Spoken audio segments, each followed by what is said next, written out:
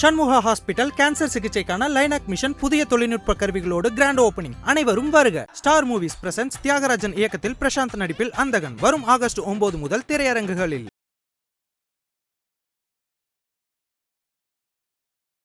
IBC Tamil நேயர்களுக்கு வணக்கம். இன்று நம்முடன் நேர்காணலில் cyber crime expert Muralikrishnan Chinnadurai இணைந்திருக்கிறார். வணக்கம் சார். வணக்கம். மேட்ரிமோனி வெப்சைட்ஸ், இதில் நிறையா விதமான மோசடிகள்லாம் நாளுக்கு நாள் செய்திகளில் வந்தவண்ணம் தான் இருக்குது. இப்போ நீங்கள் பார்த்தீங்கன்னா நீங்கள் எடுத்து வந்திருக்க கேஸ் ரொம்ப டிஃபர் ஆனது. ஒரு நார்மலாக நடக்கக்கூடிய அந்த மேட்ரிமோனி திருமண மோசடியை தாண்டி இதில் மிகப்பெரிய அளவில் ஸ்கேம் நடந்திருக்குன்னு சொல்கிறீங்க. கிட்டத்தட்ட ஒரு தொழிலதிபர் இதை நம்பி 75 லட்சம் பணத்தை இழந்திருக்காருன்னு சொல்லியிருக்கீங்க.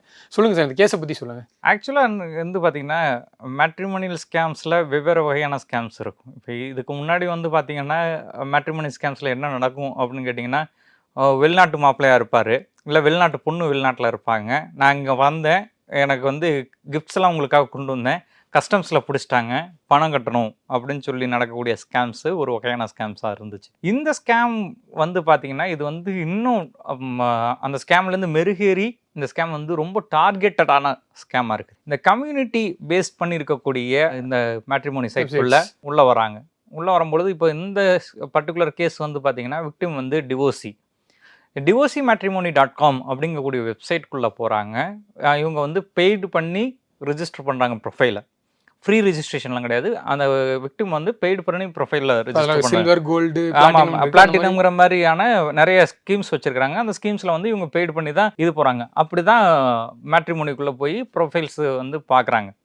ஸோ இப்படி பார்க்கும் பொழுது ஒரு ப்ரொஃபைல் இவங்களை பிடிச்சிருக்கு அப்படின்னு சொல்லிட்டு இன்ட்ராக்ட் பண்ண ஆரம்பிக்கிறாங்க. இன்ட்ராக்ட் பண்ணுறது பொண்ணு தான். அந்த பொண்ணு பேசவும் செய்கிறாங்க, வாய்ஸ் கால் இருக்குது, இது எல்லாமே இருக்குது. இவங்க எல்லாமே நல்ல தமிழ் பேசக்கூடிய ஆட்கள் தான், தமிழில் தான் இருக்கிறாங்க. இதெல்லாம் இன்ட்ராக்ஷன் நடக்குது. ஸோ இதை நான் பார்த்த வரைக்கும் அந்த விக்டிமை பார்த்து பேசின பொழுது சொல்கிறாங்க, அவங்க தமிழில் தான் இருக்காங்க. அந்த வாய்ஸும் நமக்கு கேட்கும் பொழுது அது ஜென்ரேட்டட் வாய்ஸாவோ ஏஐ மாதிரியான தொழில்நுட்பமோ இல்லை, ஒரு ரியல் பர்சன் இருக்கிறாங்க, ரியல் பர்சன் தான் இதில் இன்ட்ராக்ட் பண்ணுறாங்க. இப்போ என்ன நடக்குது அப்படின்னாக்க, நம்ம கல்யாணம் பண்ண போகிறோம் அப்படிங்கிறது ரெண்டு பேருக்கும் ஒரு மினிமம் அண்டர்ஸ்டாண்டிங் இருக்கும் பொழுது உங்களோட தாட் ப்ராசஸும் என்னோட தாட் ப்ராசஸும் ஒன்றா போய் எப்படி ஒரு கல்யாணம் நடக்குமோ, மனமுத்து தான் கல்யாணம் நடக்க போகுது அப்படிங்கிறதுனால இதில் பேசும் பொழுது அந்த இது ஃப்யூச்சரை பற்றி இவங்க யோசிக்கிறது. குழந்தை இவருக்கு இந்த வயசு இருக்குது, இவங்களுக்கு இந்த வயசு இருக்குது. ஸோ நம்ம இப்போ இந்த காலத்துக்குள்ளே நம்ம குழந்தை பார்த்தோம்னா நம்ம இவ்வளோ வருஷம் எது இருக்கலாம், ஸோ நமக்கு இந்த மாதிரியான நமக்கு என்னென்னலாம் பண்ணுறதுக்கான வாய்ப்புகள் இருக்குன்னு இப்படி டிஸ்கஷன் போக ஆரம்பிக்கும். இந்த டிஸ்கஷனில் தான் வரும்பொழுது என்ன நினைக்கிறாங்கன்னா, நமக்கு ஃபியூச்சரிஸ்டிக்காக பிளான் பண்ணும்பொழுது நமக்குன்னு சொந்தமாக ஒரு வீடு சென்னையிலே வச்சுக்குவோம் அப்படின்னு வாங்குறதுக்கு நம்ம ஒரு பிளான் வைப்போம். லோன் போட்டு வாங்க வேண்டாம். அப்போ நம்ம லோன் போட்டு வாங்க வேண்டாம்னா நம்ம இவர் சொல்லியிருக்காரு, நான் மியூச்சுவல் ஃபண்ட்ஸ் இந்த மாதிரியான சில விஷயங்கள்லாம் நான் சேர்த்து வச்சுருக்கிறேன், இதெல்லாம் நான் போட்டிருக்கிறேன் அப்படின்னு சொல்கிறாரு. நம்ம அதை விட பெஸ்ட்டு ஆப்ஷன் இருக்குது, நம்ம ஆன்லைன் ட்ரேடிங் பண்ணுவோம். ஆன்லைன் ட்ரேடிங் பண்ணால் நமக்கு நிறைய காசு வரும். அந்த காசை நம்ம வச்சு நம்ம கடன் வாங்காமல் வீடு கட்டிடலாம் அப்படிங்கும்பொழுது அப்போ என்ன நினைப்பாங்க, ஓகே நம்மளை ஒட்டியே சிந்திக்கிறாங்க, நம்ம கடன் வாங்கக்கூடாதுன்னு நினைக்கிறாங்க, கடன் இல்லாமல் ஒரு வாழ்க்கை நகர்த்தணும்னு நினைக்கிறது இயல்பாகவே ஒரு நம்பிக்கை வருமா வராது. ஆனால் அது வரைக்கும் அவங்க நேரில் பார்க்கல, ஒன்லி ஃபோனில் கான்வர்சேஷன், வீடியோ கால்ஸ் இதுதான் நடக்குது. ஸோ இப்படி இது நடக்கும்போது இன்னொன்று மேட்ரிமோனி சைட்டில் அவரோட கணக்கு நமக்கு தெரியும், இந்த மாதிரி நிறையா ஸ்கேம்ஸ் இருக்குது அப்படிங்கிறது தெரியும். அவங்களுக்கு பொறுத்த வரைக்கும் ஒரு டிவோர்சி மேட்ரிமோனியில் வரவங்க கல்யாணம் பண்ணுவாங்க அப்படிங்கிற நோக்கத்துக்காக தானே மேட்ரிமோனிக்கு வருவாங்க. இல்லைன்னா ஏன் மேட்ரிமோனிக்குள்ளே வரணும் அப்படிங்கிற, இப்போ ஏமாந்த பிறகு தான் அதில் இப்படி ஒரு நடக்குது அப்படிங்கிறது அந்த விக்டிமுக்கு தெரியுது. அது இல்லைன்னா அவங்களுக்கு அந்த இது எண்ணமே கிடையாது. அப்படி ஒரு அந்த பெர்ஸ்பெக்டிவ்க்கோ அந்த லென்ஸுக்கோ அவங்க போகவே இல்லை. ஸோ ரெண்டு பேரும் இதில் வராங்க, எப்படி இருந்தாலும் கல்யாணம் பண்ண போகிறோம் அப்படிங்கிற இதில் தான் இருக்கிறாங்க. அப்படி பேசும்பொழுது தான் என்ன சொல்கிறாங்க, ஏன்னா இவர் சொல்கிறாரு, இந்த விக்டிம் சொல்கிறாரு, எனக்கு ஆன்லைன் ட்ரேடிங்கை பற்றி தெரியாது, எனக்கு பேசிக்காக மற்ற பிஸ்னஸ் தெரியும், இதெல்லாம் பண்ண தெரியும், அண்ட் ஆன்லைன் ட்ரேடிங்கை பற்றி எனக்கு ஐடியாவே கிடையாது, அதனால் எனக்கு அது அதில் பண்ண முடியுமான்னு எனக்கு நம்பிக்கை இல்லைன்னு சொல்கிறார். இல்லை நான் ட்ரெயின் பண்ணுறேன், நான் இதில் ஒரு 4-5 வருஷமாக நான் ஆன்லைன் ட்ரேடிங் பண்ணிகிட்டு இருக்கிறேன், நான் உங்களுக்கு ட்ரெயின் பண்ணுறேன் அப்படின்னு சொல்கிறாங்க. அப்படி ஒரு டெமோ அக்கௌண்ட் க்ரியேட் பண்ணப்படுது. அந்த டெமோ அக்கௌண்ட்டில் இவங்களை இது பண்ண சொல்கிறாங்க. அதில் இவர் இது பண்ணும் பொழுது அப்போ இனிஷியலாக என்ன சொல்கிறாங்க, நீங்கள் ஒரு 50,000 ரூபா போடுங்க, 50,000 ரூபா போட்டு நீங்கள் ட்ரேட் பண்ணி பாருங்கள் அப்படின்னு சொல்கிறாங்க. அந்த டெமோவை முடித்ததுக்கப்புறம் ஒரு 50 அதுக்கு ஒரு லிங்க் அனுப்புகிறாங்க. அந்த லிங்க் அனுப்புனது, அந்த லிங்க்கில் வந்து இவங்க இது பண்ணி ரிஜிஸ்டர் பண்ணி போடுறாங்க. ஒரு 50,000 போடுறாங்க. 50,000 வந்து ஒரு அக்கௌண்ட்டுக்கு கட்ட சொல்லி டெலிகிராம் இப்போ லிங்க்கு போய் லாகின் பண்ணிட்டாங்க, அக்கௌண்ட் க்ரியேட் பண்ணிட்டாங்க. அதுக்கப்புறம் கான்வர்சேஷன் வந்து டெலிகிராமில் அந்த ட்ரேட் பண்ணக்கூடிய கம்பெனி இருக்கு இல்லையா, அந்த கம்பெனிக்கு வந்து கஸ்டமர் கேராக டெலிகிராம் ஆக்டிவேட் ஆகுது. ஸோ இந்த நெக்ஸஸ் நமக்கு வந்து இந்த மாடஸ் ஆப்ராண்டியை வந்து புரிஞ்சுக்கணும். அப்போது இவங்க வந்து வெப்சைட்டு இங்கே டெலிகிராம், இப்போ டெலிகிராமில் இன்ஸ்ட்ரக்ஷன்ஸ் வரும். வெப்சைட்ஸில் இவங்க என்ன இன்வெஸ்ட் பண்ணுறாங்களோ அதுக்கான டேட்டாவை வந்து இதில் வந்து யூஎஸ் டாலர்ஸில் வந்து எவ்வளோ நடக்குது அப்படிங்கிறத காமிக்கிறாங்க. அப்போ வந்து முதல்ல 50,000 இன்வெஸ்ட் பண்ணுறாங்க. அந்த 50,000 இன்வெஸ்ட் பண்ணும் பொழுது ஒரு அக்கௌண்ட்டுக்கு போட சொல்கிறாங்க. இந்த அக்கௌண்ட்டுக்கு போட்ட சொன்னதுக்கப்புறம் அங்கே வந்து பணம் ரிஃப்ளெக்ட் ஆகுது. 50,000 கட்டுறாங்க இல்லையா, அதை யூஎஸ்டியா எவ்வளோ அப்படின்னு சொல்லிட்டு வருது. இப்போ இந்த சைட்டு ஒரிஜினல் ட்ரேடிங் சைட்டு தான் அப்படிங்கிற மாதிரி இருக்கிறதுக்காக என்ன பண்ணுறாங்க அப்படின்னாக்க, இந்த உண்மையிலே ட்ரேடிங் நடக்கும் இல்லையா, அதில் வந்து அந்த லைவ் இது அப்டேட்ஸ்க்கு வரும் இல்லையா, ட்ரேடுக்கான லைவ் அப்டேட்ஸ் வரும், எவ்வளோ பாப்அப்ஸ் ஆகும், அந்த கிராஃப் ஓடிட்டு இருக்கும். நீங்கள் ட்ரேடிங் பார்த்துட்டு இருந்தீங்கன்னா அந்த ஆன்லைன் ட்ரேடிங்க்கு வந்து அந்த கிராஃப் ஓடிட்டு இருக்கும். அந்த இது அப்படியே இங்கே ஒரிஜினல் இதை வந்து அங்கே கூட காப்பி பண்ணி இங்கே வந்து எம்பர்ட் பண்ணி இந்த ஃபேக் சைட்டு தான், சைட்டு வந்து ஃபேக் சைட்டு. ஆனால் பார்க்கும்போது ஒரிஜினலாக இருக்கும். இப்போ நம்ம வந்து அதை தேடி பார்க்கும்பொழுது தான், இதை ஃபர்தராக இன்வெஸ்டிகேட் பண்ணும்பொழுது தான் நமக்கு தெரியுது இது ஃபேக் சைட்டுன்னு. அவங்களுக்கு அது தெரியாது இல்லையா, அவங்க ட்ரேடிங்கே புதுசு அப்படிங்கும்பொழுது இதுலேருந்து இது பேசிக்காக நம்ம என்ன பார்ப்போம், இதுலேருந்து வருதா, இதெல்லாம் ரைஸ் ஆகுது, என்ன ரைஸ் ஆகுது, இதை காஸ்ட் செக் பண்ணும்பொழுது ஆமாப்பா இன்டர்நெட்லையும் இதே வேல்யூ தான் இருக்குது, இந்த சைட்லையும் அதே வேல்யூ தான் இருக்குது, இதுலையும் அதே வேல்யூ தான் இருக்குது, அப்போ இது பொய் இல்லை அப்படின்னு தானே நம்புவாங்க. இப்போ இந்த மாதிரி நிறைய கம்பெனிஸ் இருக்கிறாங்க, அப்படி தானே யோசிப்பாங்க. அப்படி யோசிச்சு தான் இதை கட்டுறாங்க. சரி, கட்டிட்டு ஒரு நாள் கழிச்சு இப்போ என்ன சொல்கிறாங்க, நீங்கள் வந்து அதை பணத்தை வித்ராவுக்கு கிளைம் பண்ணுங்க அப்படின்னு அந்த பொண்ணு சொல்கிறாங்க. இப்போ வித்ராவுக்கு கிளைம் பண்ணுறாரு. வித்ரா கிளைம் பண்ணால் 50,000 கட்டினதுக்கு 40,000 வருது. இது லாபம்லாம் கிடையாது. ஆக்சுவலாக 40,000 கொடுக்குறாங்க, 10,000 ஹோல்ட் பண்ணியிருக்கிறாங்க. அப்போது இப்போ இதுலையே அவர் கொஞ்சம் தெளிவாக இருந்தாக்க இது பண்ணியிருக்கலாம். ஆனால் அங்கே என்னென்னா, நமக்கு எப்போ வேணாலும் வித்ரா பண்ண முடியுது, அப்படி ஒரு அமௌண்ட்டை வச்சுக்கிட்டு நம்மளால வித்ரா பண்ண முடியுது, நம்பிக்கை கொடுக்குறாங்க. 40,000 அனுப்பிச்சிடுறாங்க. இப்போ இந்த 40,000 அனுப்பிச்சிட்டாங்க இல்லையா, அடுத்தது என்ன பண்ணுறாங்க, இப்போ ஒரு 5 லட்ச ரூபா போடு அப்படின்னு சொல்கிறாங்க. ஸோ 5 லட்ச ரூபா போடணுன்னு அதுக்கு டெலிகிராமில் வந்து இதெல்லாம் அனுப்புகிறாங்க, அந்த அக்கௌண்ட் டீட்டெயில்ஸ்லாம் அனுப்புகிறாங்க. அந்த டெலிகிராமில் அக்கௌண்ட் டீட்டெயில்ஸ் அனுப்பும்பொழுது அந்த 5 லட்ச ரூபா போடுறாங்க. அதுக்கப்புறம் இவங்க என்ன சொல்கிறாங்க, 5 லட்ச ரூபா போட்டால் 5 லட்ச ரூபா போட்டோன்னே இங்கே நீங்கள் பணம் போட்டுட்டீங்கன்னு இவங்க டெலிகிராமில் மெசேஜ் போட்டிங்கன்னா உங்களோட அக்கௌண்ட்டை நாங்கள் வந்து செக் பண்ணி பார்க்குறோம், வந்துருச்சா இல்லையா அப்படின்னு சொல்கிறாங்க. அப்போ இன்னொன்று கூடுதலாக இந்த இன்ஃபர்மேஷன் ஒன்று வரும். என்ன வருது அப்படின்னு பார்த்தீங்கன்னா, நீங்கள் அமௌண்ட்டு பண்ணும் பொழுது எங்களுக்கு முன்னாடி சொல்லிடுங்க, நான் இந்த அக்கௌண்ட் போட போகிறேன்னு சொல்லிடுங்க, அலர்ட் பண்ணுங்கள், எங்களுக்கு சொல்லாமல் நீங்கள் பணத்தை போடாதீங்க அப்படின்னும் டெலிகிராமில் அந்த கஸ்டமர் கேர்னு சொல்லக்கூடிய டெலிகிராமில் வந்து சொல்கிறாங்க. அப்போது இவங்க வந்து அதை போட்டுட்டு நான் இந்த மாதிரி போட்டுட்டேன் அப்படின்னு போட்டதுக்கப்புறம், டியர் கிளைண்ட், இந்த மாதிரி உங்களோட அக்கௌண்ட் ஸோ இவ்வளோ யூஎஸ்டி வந்து நாங்கள் ரிசீவ் பண்ணிட்டோம், நீங்கள் உங்கள் அக்கௌண்ட்டில் லாகின் பண்ணி பாருங்கள், அது ரிஃப்ளெக்ட் ஆகும். ஸோ இந்த அமௌண்ட் என்ன இது பண்ணுறாங்களோ அது யூஎஸ்டிக்கு வேல்யூக்கு வந்து ரிஃப்ளெக்ட் ஆகுது. ஸோ இப்போ ரிஃப்ளெக்ட் ஆகுதா, இப்போ நம்ம ஒரு அமௌண்ட் போட்டோம், ஒரு 2 நாள் 3 நாள் கழித்து பார்க்கும்பொழுது அதில் ஒரு ரைஸு, அந்த லாகின் பண்ணி பார்க்கும்பொழுது அவங்களோட டேஷ்போர்டில் ரைஸ் இருக்குது. நார்மலாக இந்த ப்ராஃபிட் என்னவோ இருக்குதோ, இந்த இப்போ அவங்க ப்ராஃபிட் கால்குலேஷன்ஸ் பார்த்தீங்கன்னா, இது ஏன் இந்த ஸ்கேம் வந்து ரொம்ப சாதாரணமாக நடக்கிறது இல்லை, இதுக்கு பெரிய ஒரு நெட்வொர்க் இருக்குங்கிறதுக்கு வந்து நம்ம இந்த தொழில்நுட்ப ரீதியாக நம்ம புரிஞ்சிக்க வேண்டியது இருக்குது. இப்போ என்னென்னா, இந்த ரேட்டுக்கு தகுந்த மாதிரியான அங்கே வந்து லாபத்தையும் சேர்த்து காமிக்குது, நம்ம போட்டிருக்க இன்வெஸ்ட்மெண்ட்டை பொறுத்து அங்கே யூஎஸ்டியில் காமிக்குது. ஸோ இப்படி இருக்கும் பொழுது கூடுதலாக வந்து இன்வெஸ்ட் பண்ண சொல்கிறாங்க.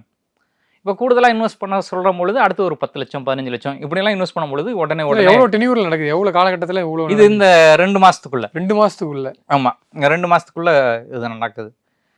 2 மாதத்துக்குள்ளே 75,50,000 ரூபாய் வந்து கட்டியிருக்கிறாங்க இந்த 2 மாதத்து கேப்பில்.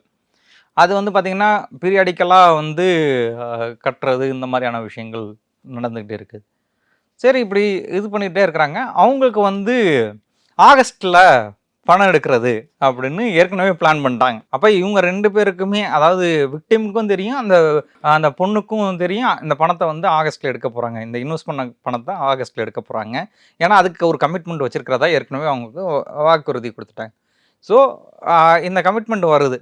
இப்போ வந்து 55 லட்ச ரூபா எடுக்கலாம் அப்படின்னு திட்டமிடுறாங்க. இந்த திட்டமிடும் பொழுது சொல்லும் பொழுது என்ன நடக்குது அப்படின்னா, நீங்கள் 55 லட்ச ரூபா எடுக்கணும்னா 64 லட்ச ரூபா நீங்கள் டேக்ஸ் கட்டணும். எப்படி 55 லட்ச ரூபா பணம் எடுக்கிறதுக்கு 64 லட்ச ரூபா டேக்ஸ் கட்டணும். அப்போ தான் இந்த விக்டிம் வந்து சுதாரிக்கிறார். 55 லட்ச ரூபா தானே நம்ம எடுக்க போகிறோம். ஆக்சுவலாக அந்த யூஎஸ்டியில் வந்து பார்த்தீங்கன்னா 3 கோடி ரூபா லாபம் இருக்கிறதா கணக்கு காமிக்குது. அந்த இவங்க ஒரு டம்மி சைட் இருக்கிறாங்க இல்லையா, அந்த டம்மி சைட்டில் வந்து 3 கோடி ரூபாய்க்கு மேலே இருக்கிறதா காமிக்குது. இந்த இந்த இந்த இடைப்பட்ட காலத்துக்குள்ள அந்த ஒரிஜினலாக போட்ட சைட்ல இருந்து 4-5 சைட்டு மாத்திடுறாங்க. ஒரு சைட்டு பிரச்சனையா இருக்கு, நாங்க அப்டேட் பண்ணிருக்கிறோம், ஆரம்பத்துல சைட் வேற, இப்போ அப்படி சைட்டு வந்து 4-5 சைட்டு மாறி இருக்குது. இந்த 4-5 சைட்டும் பாத்தீங்கன்னா அதை நம்ம இன்வெஸ்டிகேட் பண்ணும்பொழுது தான் தெரியுது. அந்த 4-5 சைட்டுமே வந்து அண்மையில் மார்ச் மாதம், ஏப்ரல் மாதம் இப்படியான மே மாதத்துலேயே தொடங்கின சைட்டாக தான் இருக்குது. ஒரு மாதத்துக்கு முன்னாடி இப்படியான இதுவாக தான் இருக்குது. ஸோ அந்த க்ரெடிபிலிட்டி வந்து மிஸ் ஆகுது. இதை வந்து பிரச்சனைன்னு வந்த பொழுது இப்படி கேட்குறாங்க அப்படின்னு நம்மள்கிட்ட வந்து அவங்க கேட்கும் பொழுது தான் சொல்கிறோம் இது வந்து இப்படியான விஷயங்கள் வருது அப்படின்னு தான் 64 லட்சம் டேக்ஸாக கட்ட சொல்லி கேட்டிருக்காங்க. அப்படின்னோடனே இது சாத்தியமா அப்படின்னு கேட்கும்பொழுது தான் இது சாத்தியம் இல்லை, இது ஸ்கேமு அப்படின்னு சொல்ல வரும்பொழுது அவருமே இதை ஐடென்டிஃபை பண்ணு.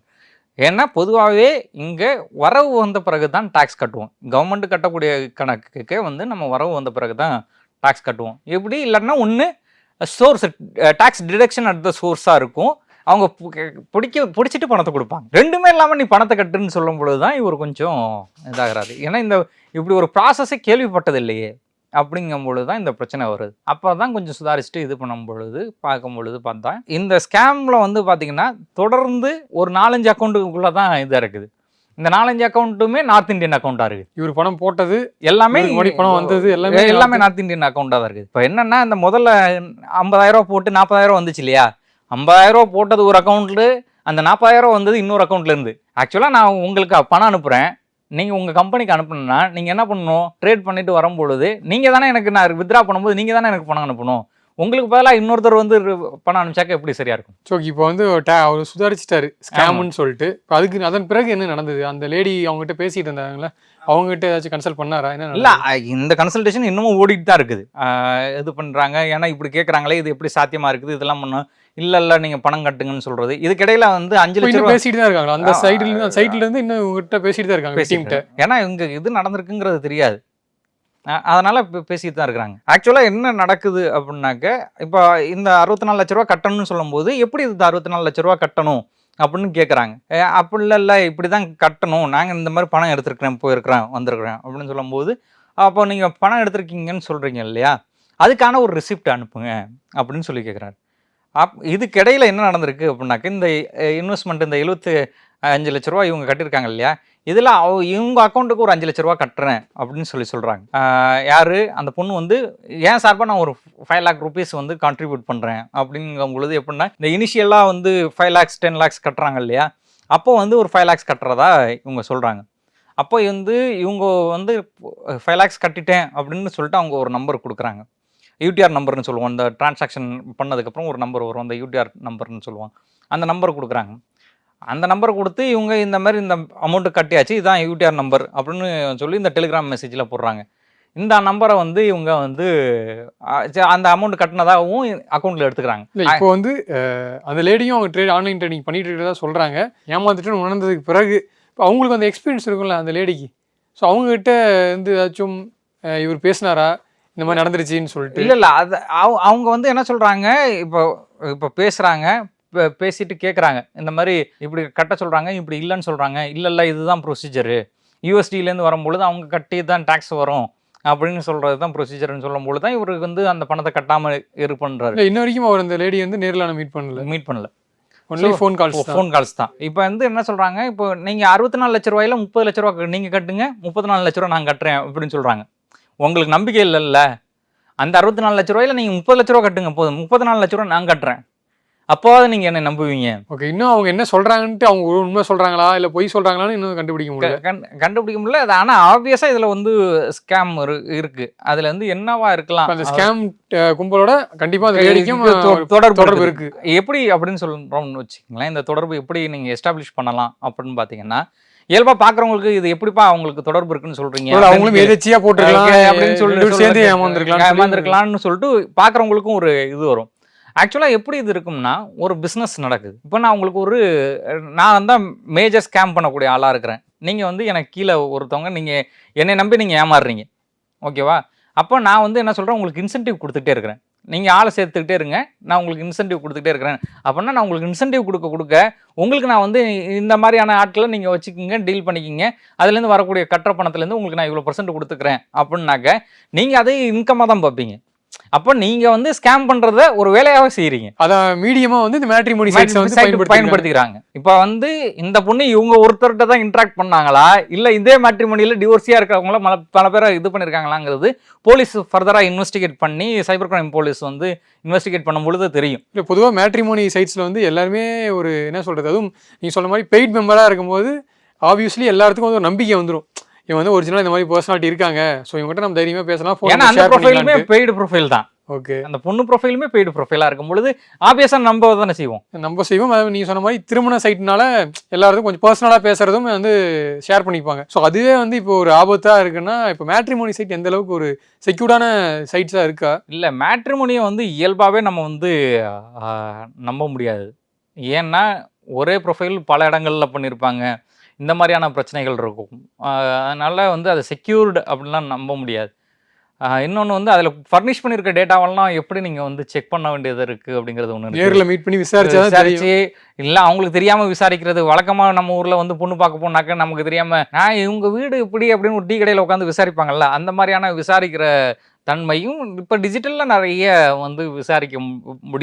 விசாரிக்க முடியும்னா நீங்கள் என்னென்ன பண்ணுறாங்க ஆக்டிவிட்டீஸை செக் பண்ண முடியும். அப்படியான விஷயங்களை பண்ணியிருக்கிறதுக்கான சான்சஸ் இருக்குது.